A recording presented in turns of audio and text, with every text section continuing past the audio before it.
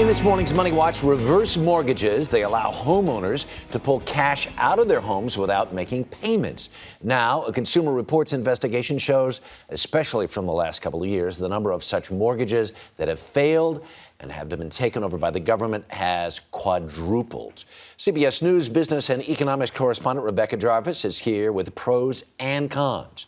Now, assume you haven't done this in the past. Your home is pretty much paid for or paid for.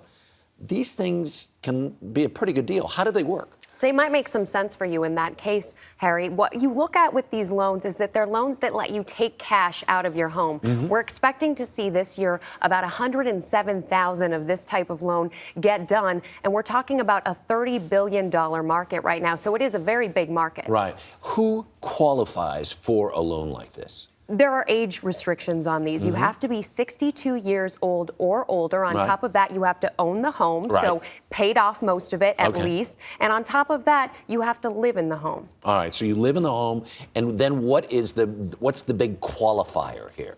Well, the big qualifier here is that you're going to be taking out money from your home, but you're also potentially going to be paying some higher costs associated with these. There are other types of loans, ways of getting money that can be less expensive. In this case, we're talking $15,000 to $20,000. However, Harry, in recent weeks, a number of banks have actually cut out some of the big costs. So those origination fees that run about $6,000, Bank of America and Wells Fargo, a number of other banks, have cut those out of the transaction. Which makes it attractive to a degree. So this is like closing cost, except all the way on the other end of it. Exactly. So you're paying the costs on the other end. They end up accumulating interest over the sentence, the timing of the loan. So that's where things can get more expensive down the road because you're paying the interest. What any other kind of drawbacks? There are drawbacks to consider. First off, if you don't think you're living in your home for a long time, those costs up front end up outweighing the overall thing that you're going to take in from the loan. Also, if you want to pass your home along to your heirs, if you want to pass it along to your children. You don't want to take all of the equity out of it, right? And leave them with a mortgage to pay. Exactly. So they'll be the ones taking care of it, or you'll be reselling it,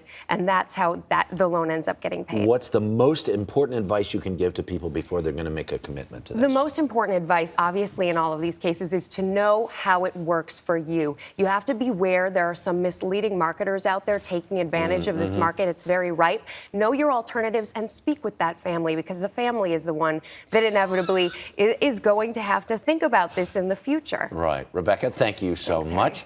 A lot happens early on The Early Show, weekday mornings on CBS.